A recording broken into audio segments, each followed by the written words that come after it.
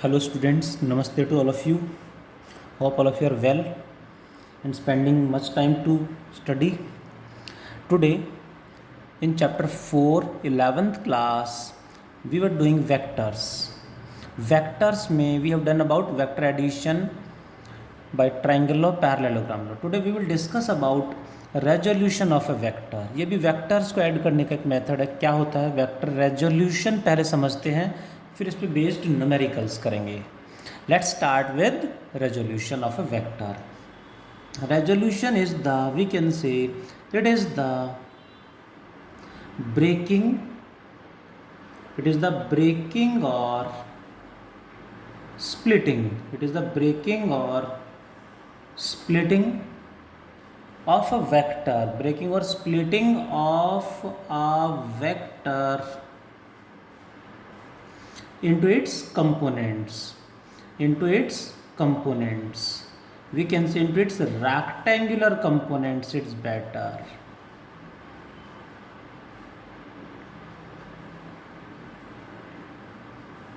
Hope you got it.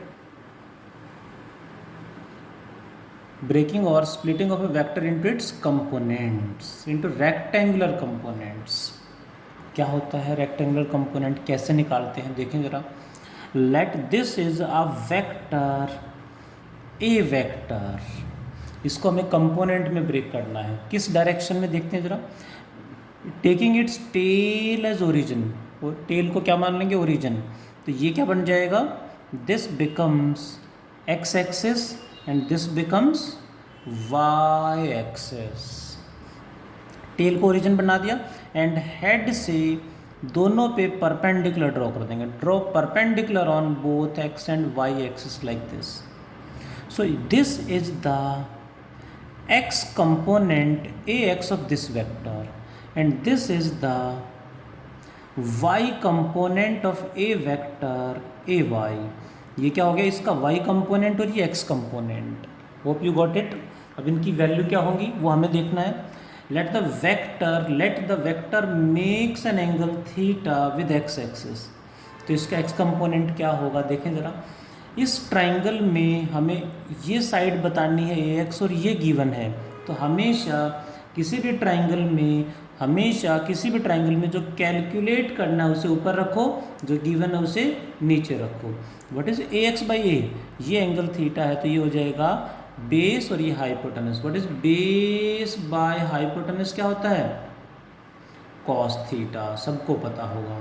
Therefore x कंपोनेंट ax becomes equal to a cos theta by cross multiplying. ये ऊपर चला जाएगा यानी इसका ये कंपोनेंट कितना आ गया a cos थीटा.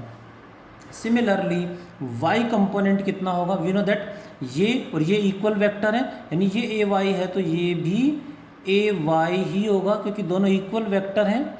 सो इस ट्राइंगल में अब हमें ये बताना है, ये कैलकुलेट करना है तो इसको ऊपर रखेंगे और इसको नीचे. What it is now perpendicular by hypotenuse. What it is sine theta. Therefore a y यानी y component becomes a sin theta. ये ऊपर चला जाएगा.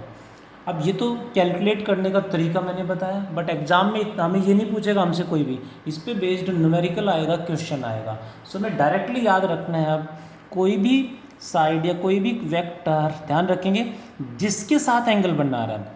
कोई भी वेक्टर जिसके साथ एंगल बना रहा है वो हमेशा कोस कंपोनेंट होगा. बेस होगा यानी कॉस कंपोनेंट और उसका परपेंडिकुलर हमेशा साइन कंपोनेंट होगा. यानी जिसके साथ एंगल बना रहा है वो कॉस. ध्यान से देखेंगे जिसके साथ एंगल बना रहा है वो कॉस होगा. यानी एग्जाम में इसकी बजाय ये एंगल थीटा दे दें तो फिर ये कॉस हो जाएगा, ये साइन हो जाएगा. Let's take examples. टॉपिक इतना ही है बट इस पर न्यूमेरिकल बहुत सारे बनते हैं. कुछ अच्छे अच्छे क्वेश्चंस मैं डिस्कस करूँगा. देखें जरा question. Let this is a velocity of 100 kilometer per hour makes an angle of 30 degree with y axis. The question is what is the x and y components. अब x component and y component क्या होंगे. देखो ऐसे time spend करने का time नहीं होगा, हमें थोड़ा सा प्रैक्टिस ज़्यादा करनी पड़ेगी। क्या है, डायरेक्ट जिसके साथ एंगल बनाएगा वो कॉस, यानी ये 100 इसके साथ 30 डिग्री एंगल बना रहा है तो इसका ये कंपोनेंट कोस हो जाएगा। ये क्या है, वाई डायरेक्शन है। सो Y component becomes 100 cos 30। cos 30 की वैल्यू सबको पता होनी चाहिए, याद कर लेंगे, याद नहीं है तो √3/2 सॉल्व करेंगे तो आएगा 50√3 kilometre per hour. What is x compo, ये इसके साथ एंगल बना रहा है, सो ये कॉस, और इसका परपेंडिकुलर इधर आएगा sign component.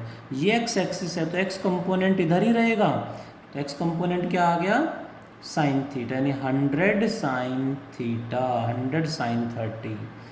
Hope you can understand कि कंपोनेंट कैसे निकालते हैं। साइन 30 1/2, 100 × 1/2 इज 50 किलोमीटर पर आवर। बड़ा सिंपल सा एग्जांपल मैंने लिया है, ध्यान देंगे जिसके साथ एंगल होगा वो कोस होगा। यहाँ पे ये कोस था, अब इसमें ये कोस बन गया और इसका परपेंडिकुलर ये साइन हो गया है, यानी एक्स कंपोनेंट क्या हो गया, साइन, और वाई कंपोनेंट कोस कंपोनेंट बन गया है। होप यू अंडरस्टैंड कि क्वेश्चन कैसे सॉल्व करना है। दैट इज़, इस तरह से बहुत सारे क्वेश्चंस इस पे बेस्ड है। एनसीईआरटी का क्वेश्चन मैं आपसे शेयर करना चाहूँगा, अच्छा क्वेश्चन है, होप कि आप सबको समझ में आए। देखें ज़रा क्वेश्चन क्या है, उसमें भी हमें क्या करना है देखेंगे ज़रा। ये तो मैंने इंट्रोड्यूस किया है, रेजोल्यूशन क्या होता है, उस पर बेस्ड एग्जाम्पल किया, रेजोल्यूशन का यूज़ कहाँ करेंगे। देखें ज़रा, एक एनसीईआरटी का क्वेश्चन मैं इसको समझाने के लिए डिस्कस करूँगा। There is a motorist, you can imagine motorist is moving 500 metre from a certain point, कितना मूव करता है 500 metre, then takes 60 degree left turn, इधर जा रहा था, यहाँ से 60 डिग्री लेफ्ट टर्न लिया एंड गोज लाइक दिस, इधर चला गया है।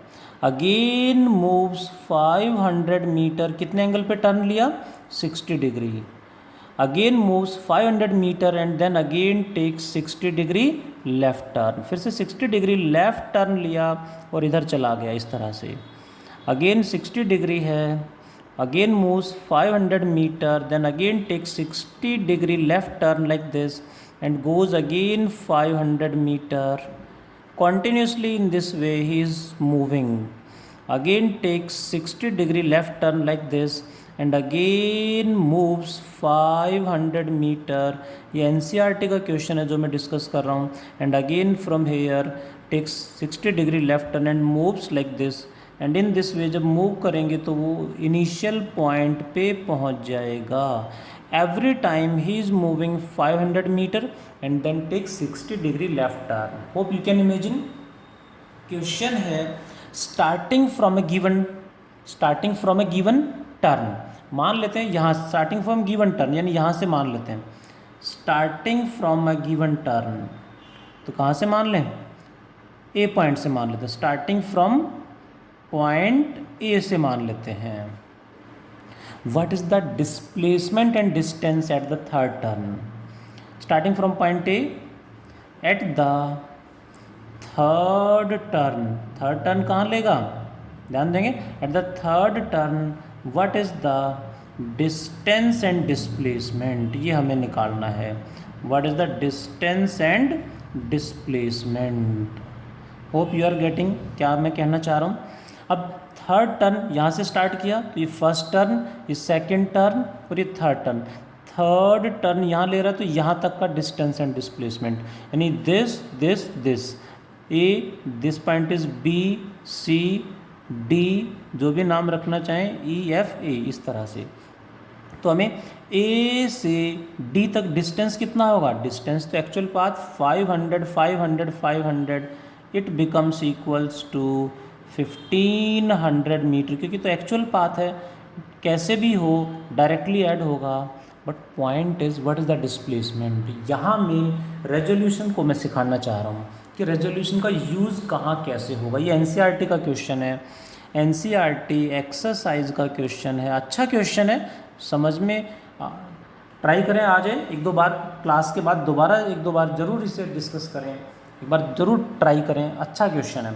डिस्प्लेसमेंट क्या होगी, displacement is the shortest path. Shortest क्या होगा, ये स्टार्टिंग ये फाइनल पॉइंट, यहाँ तक का डिस्प्लेसमेंट निकालना है और शॉर्टेस्ट हमेशा स्ट्रेट लाइन होगा, एंड दिस इज़ द, ये डिस्प्लेसमेंट ये हमें निकालना है।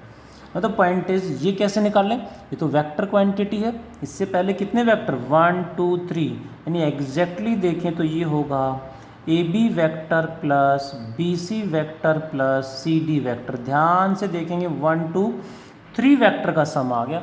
हमने अभी तक वेक्टर एडिशन में सीखा है दो वेक्टर को कैसे ऐड करते हैं, by triangle law, by parallelogram law. अब मैं रिपीट कर रहा हूँ, ध्यान देंगे, दो वेक्टर गिवन हो, ट्राइंगल लॉ से सॉल्व करें, रेजोल्यूशन से ऐड करें, सेम टाइम लगेगा। बट दो से ज़्यादा वेक्टर आ गए, 3 4 5 10 20, तो वेक्टर एडिशन से बहुत लेंदी हो जाएगा सॉल्यूशन, जबकि वेक्टर रेजोल्यूशन से एक स्टेप में आंसर आएगा। यहाँ पे कितने वेक्टर 1 2 3, इसको वेक्टर एडिशन से करेंगे तो पहले इन दोनों को ऐड करेंगे, फिर उनकी डायरेक्शन निकालेंगे, फिर इसको इसमें ऐड करेंगे, लेंदी हो जाएगा। रेजोल्यूशन से डायरेक्टली आंसर आएगा। कैसे वो सिखाना चाह रहा हूँ, अच्छा टॉपिक है, ध्यान से सुनेंगे। ए डी वैक्टर मुझे निकालना है, मतलब A B plus B C plus C D. Resolution की हेल्प से कैसे ऐड करेंगे, देखें ज़रा। हमें क्या करना है, इसके इन सब के कंपोनेंट लेके चलेंगे। व्हाट इज़ दिस 500, ये तो ऑलरेडी एक्स डायरेक्शन में है, so directly as it is आ जाएगा 500 डायरेक्शन आई कैप, यानी सबको कंपोनेंट्स में ब्रेक कर लेंगे I J K. You know well about I J K, x axis की डायरेक्शन आई, वाई की direction J, plus A B तो आ गया 500। अब बी सी ना एक्स डायरेक्शन में ना वाई डायरेक्शन में है, तो इसके कंपोनेंट हम लेंगे, ये और ये। कैसे आएगा कंपोनेंट, अभी हमने सीखा। ये 500 इसके साथ 60 डिग्री एंगल बना रहा है, तो इस 500 का इधर कंपोनेंट होगा 500 cos 60, और इसका परपेंडिकुलर इधर आएगा 500 sin 60। सो हमें ये नहीं लेना, इसके कंपोनेंट लिखने हैं। 500 cos 60 direction I cap x axis, plus what is this 500 sin 60 direction, ये होगी जे कैप यानी वाई एक्सिस, प्लस ये भी आ गया सेम। अब इसकी बात करेंगे, हमें ये नहीं चाहिए, हमें इसका एक्स और वाई कंपोनेंट लेना है। ध्यान से देखेंगे कैसे, ये एंगल 60 डिग्री, ये भी 60 डिग्री, तो ये कितना होगा 60 डिग्री। ये तो 60 गिवन है क्वेश्चन में, ये 60 कैसे, ये पैरेलल लाइन है दोनों, तो ये ऑल्टरनेट इंटीरियर एंगल बन जाएंगे, ये 60 तो ये भी 60 होगा। सो ये 500 भी इसके साथ 60 डिग्री एंगल बना रहा है, जिसके साथ एंगल बनाएगा वो कॉस।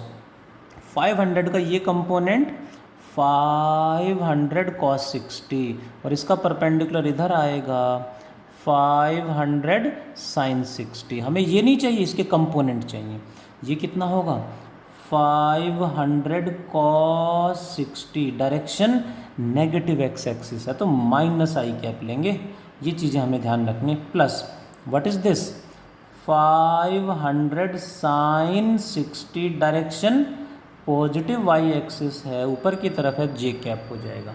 यानी 3 वेक्टर हैं। जैसे वेक्टर एडिशन से तो बहुत लेंदी होगा, इसमें बस एक बार लिखने में टाइम लगा, जैसे प्रैक्टिस हो जाएगी और जल्दी लिख पाओगे। और अब आगे आंसर कैसे, आई कैप सारे कंबाइन कर लेंगे। आई कैप कॉमन लिया, इसमें है, इसमें है और इसमें है। आई कैप कॉमन लिया, यहाँ क्या बचा 500, यहाँ क्या बचा cos 60 की वैल्यू, इतना प्रैक्टिस हमें करनी पड़ेगी। cos 60 1/2, 2 से कटेगा तो ये बन जाएगा 250। इतनी तो स्पीड हमें चाहिए कैलकुलेशन में। cos 60 1/2, 2 से इसे काट दे 250। फिर यहाँ पे है cos 60 अगेन 1/2, 2 से सॉल्व काट देंगे इसे तो 250, बट आई कॉमन आ गया -250 आएगा। That is now plus J cap. J cap common ले लिया हमने, जे कैप इसमें है और इसमें है, इनको इकट्ठा करेंगे तो जे कैप कॉमन आ गया 500 sin 60। sin 60 की वैल्यू √3/2, 2 से ये कट जाएगा, यानी ये बनेगा 250 √3, प्लस ये बाहर आ गया sin 60 अगेन √3/2 से ये अगेन सेम आएगा 250 √3। अब जितना फास्ट कैलकुलेशन आपके होंगे उतना बेस्ट है। दिस गेट कैंसल्ड, यानी आंसर आ गया 500 आई कैप प्लस 500 √3 जे कैप। बहुत बढ़िया, कुछ बच्चे तो आंसर दे भी चुके हैं। इतना फास्ट कैलकुलेशन हमारे होने चाहिए। इन दोनों को ऐड करेंगे तो 500 √3 आ जाएगा। ये तो वेक्टर फॉर्म में आ गया ना। What is its magnitude, magnitude कैसे निकालें? मैग्नीट्यूड निकालने का तरीका मैंने बताया, √500 का स्क्वायर प्लस 500 √3 का स्क्वायर। कैसे सॉल्व करेंगे? 500 का स्क्वायर दोनों में कॉमन आ गया, मीन्स कैलकुलेशन बचे भी, इतना कैलकुलेशन तो आप सब कर लेते हैं। सॉल्व करके आंसर आएगा 1000 मीटर। डिस्टेंस कितना आया? 1500 मीटर, बट डिस्प्लेसमेंट कितना आया? 1000 मीटर। इसको आप वेक्टर रेजोल्यूशन से देखो, वेक्टर रेजोल्यूशन में सीधा लिखे हमने कंपोनेंट, जितने भी वेक्टर हैं सबके आई कॉमन लिया, जे कॉमन लिया, ये आ गया, इसका मैग्नीट्यूड निकाल दिया। वेक्टर एडिशन से लेंदी हो जाता, बट वेक्टर रेजोल्यूशन से आपका एक स्टेप लिखा है बस, उसके बाद जितना फास्ट कैलकुलेशन होगी उतना जल्दी आपका आंसर आएगा। इस तरह से और भी बहुत सारे क्वेश्चंस हैं जिनमें हमें ध्यान रखना है कि एडिशन का, वेक्टर एडिशन में ध्यान रखेंगे कि वेक्टर एडिशन में 2 वेक्टर हैं, वेक्टर एडिशन अप्लाई करो, बट 2 से ज़्यादा वेक्टर आए तो फिर वेक्टर रेजोल्यूशन से ऐड करो, IJK में ब्रेक करके फिर ऐड कर दो सबको, बहुत जल्दी आंसर आएगा, गलत नहीं होगा। Hope you understand. अब इसमें मैंने यहाँ तक बता दिया है, इसमें और भी पार्ट है। NCERT का क्वेश्चन आप देखोगे तो उसमें 3 पार्ट है। नेक्स्ट पार्ट है starting from a given point at the 8th turn. 8th turn पे what is the distance and displacement, ये आपके लिए होमवर्क है जो आपको सबको सॉल्व करना है। आज इतना ही पढ़ते हैं। Thank you all, take care.